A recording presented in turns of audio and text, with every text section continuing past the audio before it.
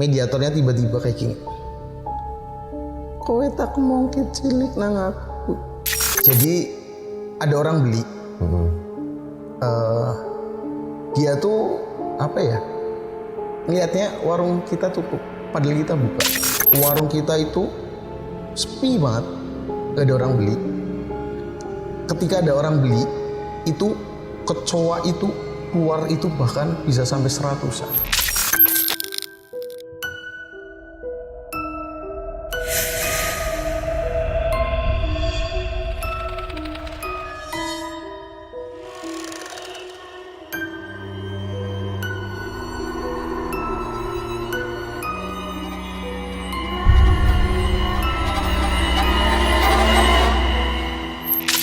Selamat malam, kembali lagi di channel Sociopath Production. Tentunya di obrolan Mat Gribo, malam Jumat ngeri bro.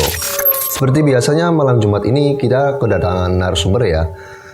Kebetulan beliau itu seorang juru masak di restoran seafood ya yang lumayan terkenal di Cilacap. Mas Mail? Ya. Dengar-dengar nih Mas, katanya Mas Mail itu punya pengalaman horor ya? Itu mungkin bisa dijelaskan kisi-kisinya? Pengalaman yang pernah saya rasakan ya. Itu yang pertama di tempat usaha saya, yang kedua di rumah. Itu maksudnya seperti apa? Jadi tuh awal mulanya orang tua saya itu mendirikan rumah makan itu tahun 98 sampai sekarang. Dan kejadian-kejadian aneh itu mulai tahun 2019. Itu kejadian seperti apa kalau boleh tahu? Yang di tahun 2019 itu di warung. Di warung? Ya, di tempat usaha saya. Itu kenapa itu warungnya? Yang pertama nasi basi. Terus bahan-bahan yang yang kita jual itu juga ikut basi. Terus sampai menjalar ke keluarga. Itu termasuk santet bukan sih? Bisa dibilang kayak gitu, itu santet. Nah itu alasannya kenapa loh? Maksudnya emang banyak yang gak suka atau gimana? Bisa juga, mungkin itu persaingan usaha mungkin ya. Kita kan gak pernah melakukan hal seperti itu. Yaudah. Mungkin bisa ditahan sebentar ya Mas Mail. Buat teman-teman di Mat Gribo ini gak ada yang namanya setting-settingan. Kalau misal ceritanya seperti itu ya emang seperti itu saja. Dan bila kalian suka dengan kontennya seperti ini, jangan lupa dukung kami dengan cara subscribe, like, share video ini ke teman-teman, dan apabila ada kritik dan saran tinggal komen saja di bawah. Tanpa basa-basi, langsung saja ke ceritanya.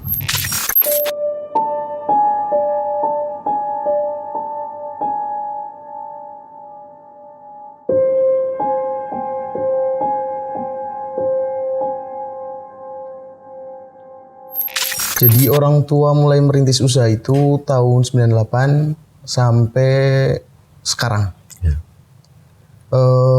Dari tahun ke tahun selama kita merintis itu masih aman-aman aja.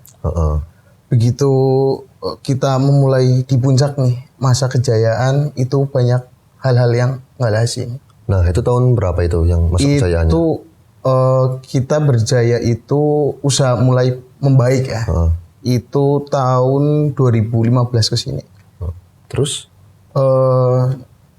2016 sempat ada hal-hal aneh, cuma bisa diatasi. Yang seperti apa? Contoh kayak gini gitu loh. Jadi ada orang beli. Dia tuh lihatnya warung kita tutup, padahal kita buka. Maksudnya itu lagi lewat atau gimana? Dia mau beli, terus lihat tutup tokonya. Tutup, ternyata tutup. Padahal kita buka. Itu yang pertama. Terus? Yang kedua, warung kita itu sepi banget, gak ada orang beli. Ketika ada orang beli, itu kecoa itu keluar itu bahkan bisa sampai 100-an. Itu keluar dari mana kalau? Dari segala penjuru yang ada di situ. Di restoran maksudnya gitu. Itu kecoa bener-bener keluar. Kita juga nggak tahu. Alasannya kenapa itu? Nggak tahu. Terus? Yang anehnya lagi, ikan kan fresh ya. Kita beli ikan kan fresh.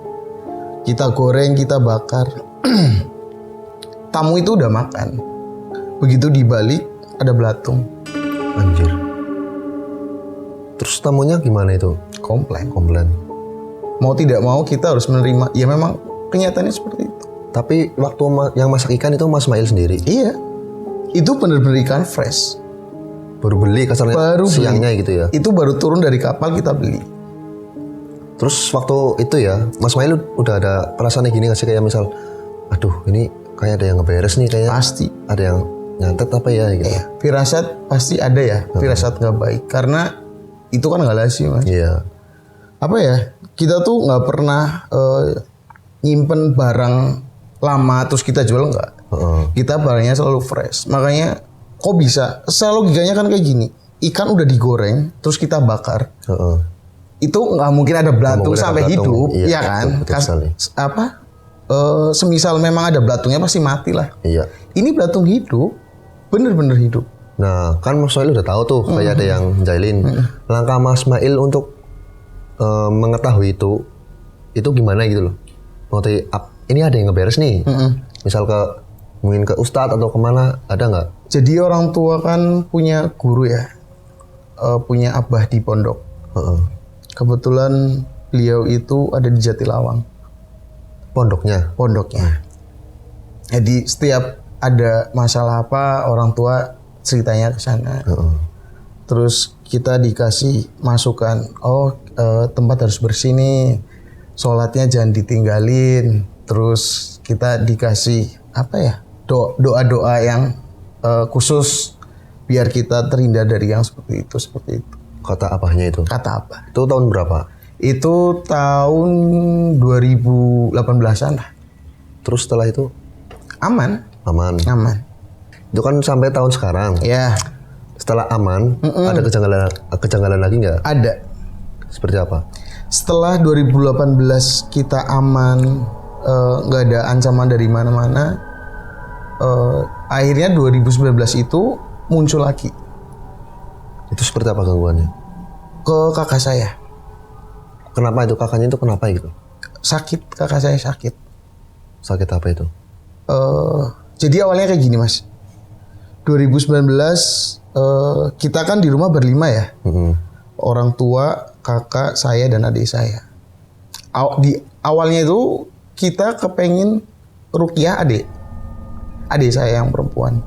Karena kelakuannya tuh aneh. Kadang berubah-ubah. Kita sepakat untuk ruqyah. Ini detailnya gimana itu? Berubah-ubah gimana maksudnya loh? Itu umur berapa sih? Itu umur 15. Kelakuan anehnya tuh yang seperti apa ini? Saya orang rumah tuh lebih tahu ya kelakuan adik saya seperti apa. Yang tadinya pendiam, kalem, sekarang jadi bingar, sangar. Bahkan berani membantah orang tua. Melawan orang tua ya? Melawan orang tua. Terus kita sepakat buat ruqyah ya. Jadi ruqyah di rumah, ayah saya, ibu saya, kakak saya dan adik saya. Tujuan awal itu ke adik saya. Ternyata yang yang menyerang orang rumah itu banyak. Ke papa, ke mama, ke kakak saya, ke adik saya. Mungkin bisa dijelaskan gangguan dari mungkin orang tua Mas Mail, kakak, dan ke Mas sendiri sama kakaknya itu seperti apa aja gitu? Jadi kayak gini, yang abah ruqyah ini itu bawa moderator apa ya Mas? Mediator. Ya. Bawa mediator. Jadi pertama salaman dulu nih, dibacain papa saya. Papanya dulu? Iya, diawali di papa saya. Tiba-tiba mediatornya itu garu-garu kepala. Kayak orang kepanasan.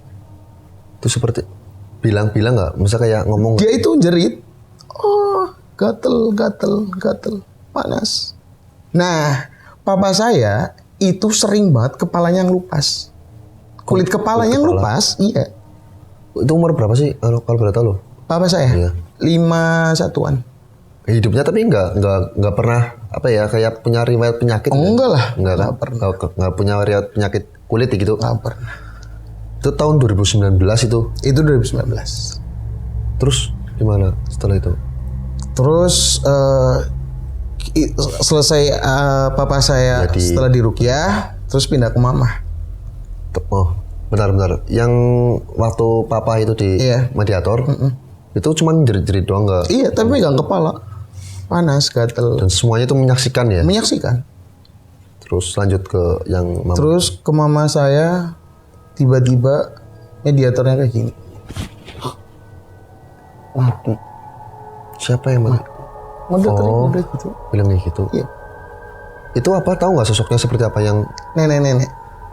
nenek-nenek? Jadi ada orang ngirim itu buangnya di rumah. Memang.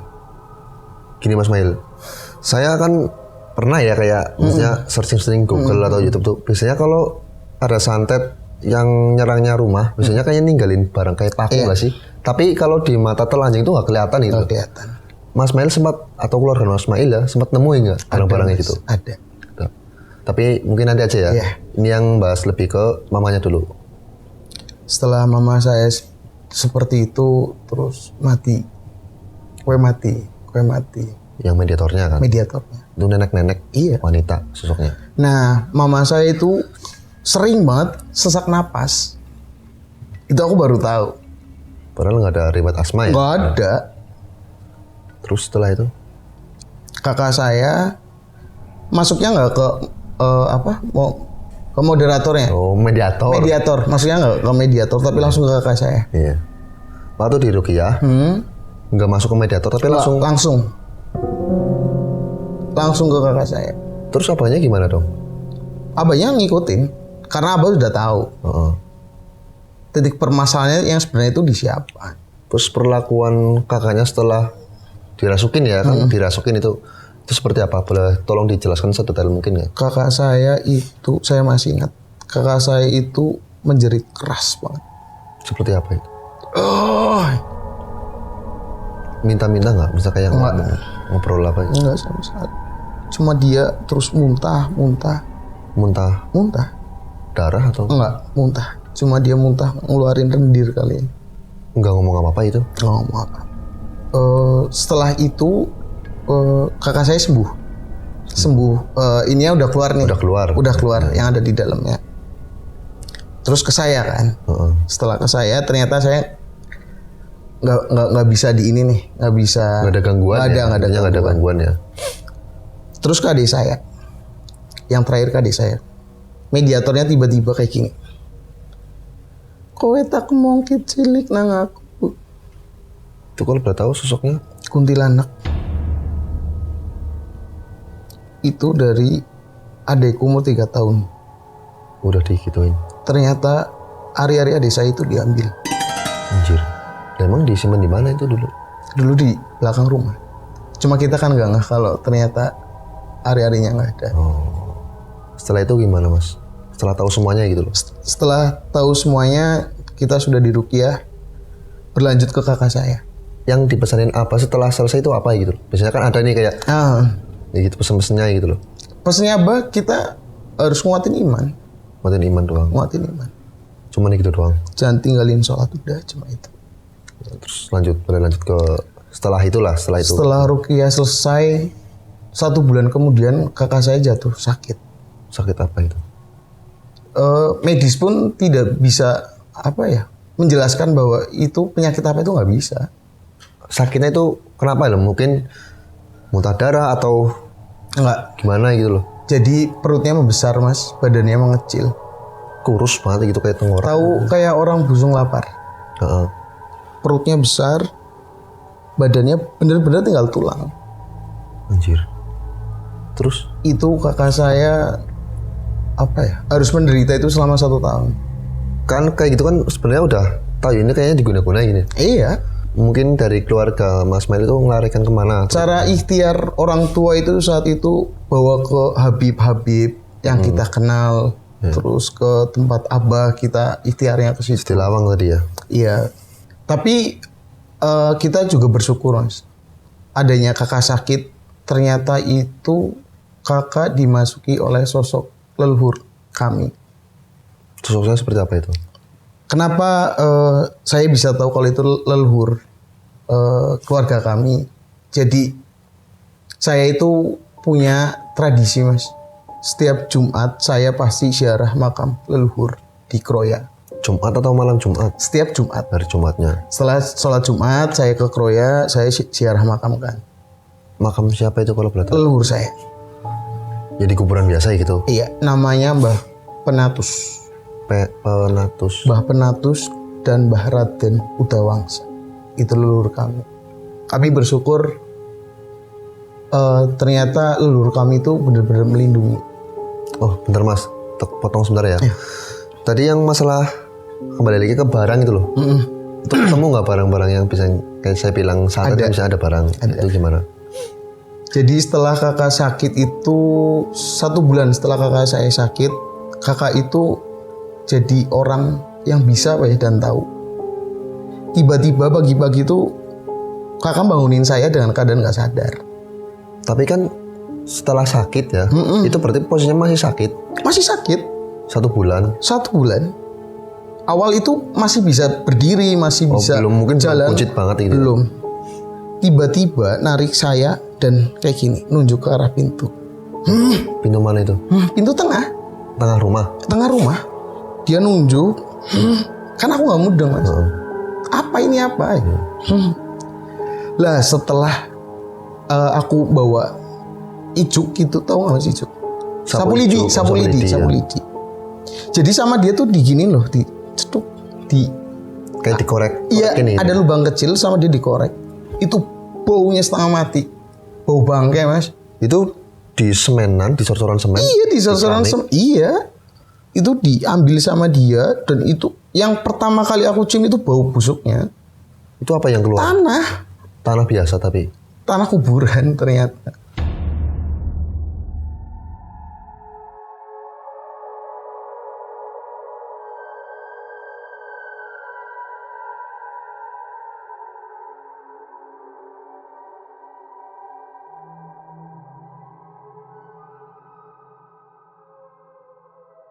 Terus setelah itu?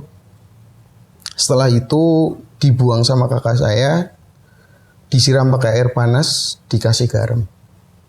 Udah selesai itu? Udah selesai. Nah, saya kenapa tahu itu leluhur saya gitu ya. Saya itu punya tradisi hari Jumat itu kan, ziarah makam.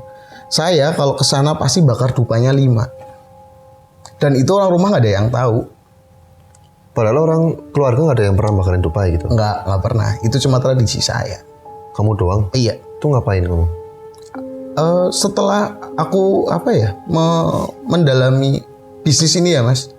Kalau kita nggak percaya akan leluhur kita, kita pasti bakal diserang terus. Banyak gangguan intinya. Banyak gangguan. Nggak tuh, Mas itu dapat saran dari mana suruh ngawinin dupa itu?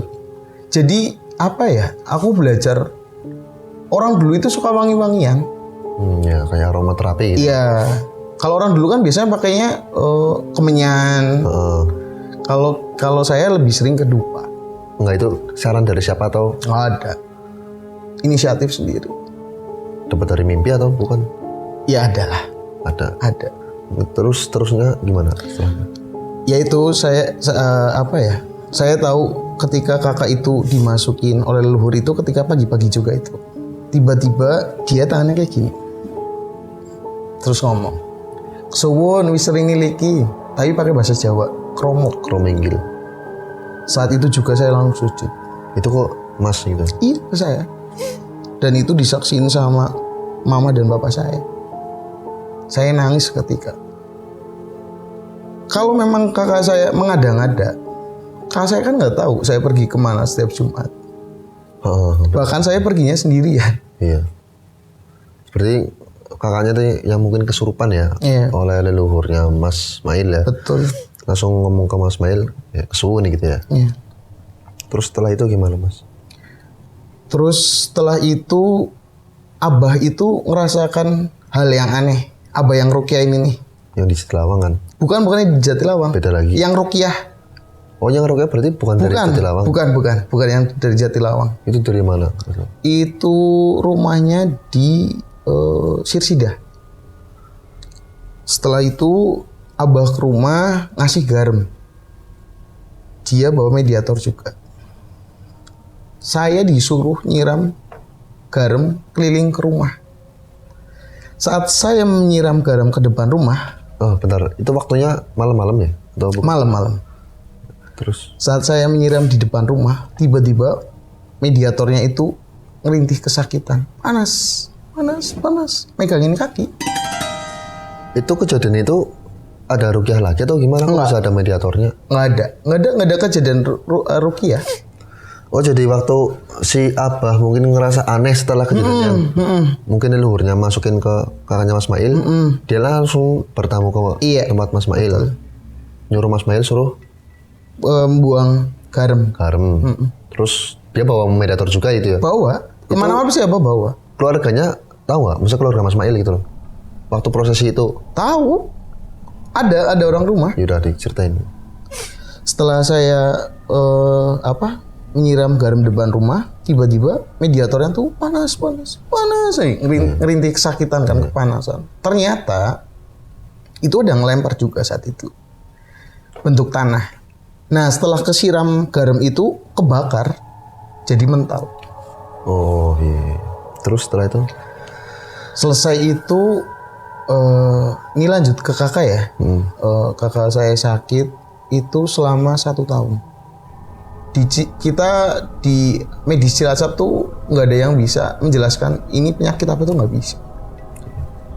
7 bulan sampai berjalan ke 7 bulan kita ke Jogja. Di sana didiagnosa itu radang paru-paru. Akhirnya dibawa pulang. Ya sampai kakak tuh terapi kita Iya benar-benar. Setelah didiagnosa radang paru-paru, ini keluarga Mas Mail percaya atau tidak? Ya rada aneh ya Mas, karena kan yang yang kena penyakit itu kan perutnya yang makin membesar. Kok kenapa yang didiagnosa tuh? Iya, yang divonis paru-paru. Setelah itu berjalan kan, kakak saya terapi tradisional, makan obat-obatan Cina. Perut yang tadinya besar ya Mas, itu pecah dengan sendirinya di pusar. Pusar perut persis. Pusar iya. Pecah mengeluarkan nanah. Tapi pelan bertahap. Iya betul. Itu sampai benar-benar pulih itu 3 bulan. 4 bulan. Itu berarti karena terapi obat Cina atau gimana? Iya bisa dibilang kayak gitu, bisa dibilang juga karena ikhtiar ke para habaib, terus ke abah ke pondok. Setelah itu selesai, kakak sembuh, orang-orang nggak pada percaya Mas. Tetangga-tetangganya gitu. Tetangga, orang dekat, keluarga itu nggak ada yang percaya kalau kakak itu sekarang udah sehat, sembuh dengan keadaan yang seperti itu. Orang-orang pasti taunya pasti meninggal. Berarti kan ini ternyata udah selesai ya, udah sembuh dari penyakit. Nah ini kan belum tahu nih, kayak yang nyatet itu siapa itu gimana? Ada cerita lagi nggak? Di 2019 akhir apa ya Mas? Mau ke 2020. Oh bentar Mas, ini kan tadi Mas Mail ngomong tentang restoran ya? Oh ya. Nah itu kerugian restorannya itu gimana loh? Turunnya dari naik terus sampai turun tuh? Drastis. Kita bahkan hampir bisa boleh dibilang tuh bangkrut. Itu gimana? Maksudnya kehilangan restoran atau gimana? Oh enggak, kita masih bertahan sampai sekarang. Bertahan? Masih bertahan sampai sekarang. Alhamdulillahnya kayak gitu. Kalau boleh tahu ya, emang Mas Mail punya berapa cabang sih restorannya gitu? Dulu itu kita punya 12 cabang. Itu cuma di Cilacap atau gimana? Di luar kota juga ada. Sekarang tinggal 3.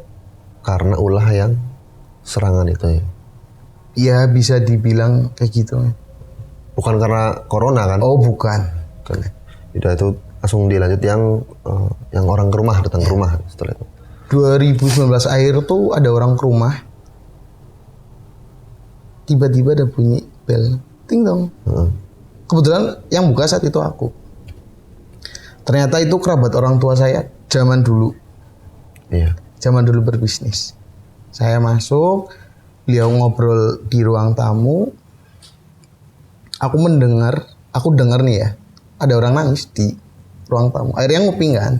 Heeh. Terus beliau tuh bilang kayak gini. Maksudnya tamunya? Tamu.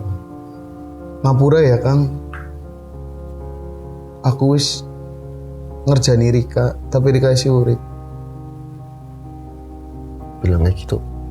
Dia itu sampai mohon minta maaf dan menangis di hadapan papa saya. Nah itu alasannya apa gitu loh? Nggak tahu. Ternyata kerabatnya ayahnya Mas Mail sendiri gitu ya? Iya. Nggak tahu alasannya itu seperti apa? Nggak tahu. Mungkin ada sebagian yang dia membuat juga. Ada sebagian. Membuat apa itu maksudnya? Iya kayak gitu, bikin kehancuran. Oh. Mungkin kayak gini ya. Biasanya ya Mas, yang saya tahu, orang kalau menyantet dan orang yang disantet itu tidak meninggal, kalau dia tidak minta maaf, pasti dia yang meninggal. Oh. Setelah itu orangnya pulang. Orangnya pulang, terus papa ceritakan ke kita. Terus ya udah, kita jadi tahu oh ternyata si A juga ikut mengirim hal-hal yang tidak baik ke kita. Yang beliau tadi kan? Iya. Udah selesai belum masalahnya? Setelah tahu bahwa beliau itu yang temannya ayahnya Mas Mail sendiri itu yang Tahu. cuma itu doang atau ada banyak? Yang minta maaf cuma dia. Sebenarnya ini serangan tuh banyak banget dari orang lain. Cuman belum tahu ya. Dan kita cuma ya pasrahlah sama yang punya hidup, Iya, kuasa ya. yang kuasa. Sampai sekarang sih di tahun 2022 Alhamdulillah aman, usaha kita semakin stabil, semakin membaik, keluarga semakin aman, tenang. Ya karena ikhtiar itu. Makanya pesan saya sih apa ya? Tetap waspada ke siapapun orangnya, tetap jaga jarak lah kalau bisa. Deket boleh, yang penting jangan sampai deket banget. karena kadang yang dekat banget itu bisa jadi Biasanya kayak gitu. musuhmu sendiri gitu Betul. ya. Udah berarti Mas Mail. Udah. Oh iya, dan jangan lupa apa ya? Jangan sampai kosong hatinya lah. Kalau bisa setiap hari itu baca-baca ayat-ayat lah yang sebisanya aja buat melindungi diri sendiri sama keluarga. Betul sekali. Oke, mungkin dari cerita Mas Mail tadi ya kita bisa ambil kesimpulan. Ternyata kita hidup di dunia ini tuh apabila ada orang yang membenci kita bisa bertindak sampai sekecil itu. Ya intinya kita tetap mendekatkan diri kepada yang kuasa, minta perlindungannya agar dijauhkan dari hal-hal negatif seperti yang Mas Mail alami. Oke, buat teman-teman yang suka dengan obrolan Mat Kribo ini, jangan lupa saksikan episode lainnya ya yang gak kalah menarik dari episode ini. Saya pamit undur diri, selamat malam dan sampai jumpa.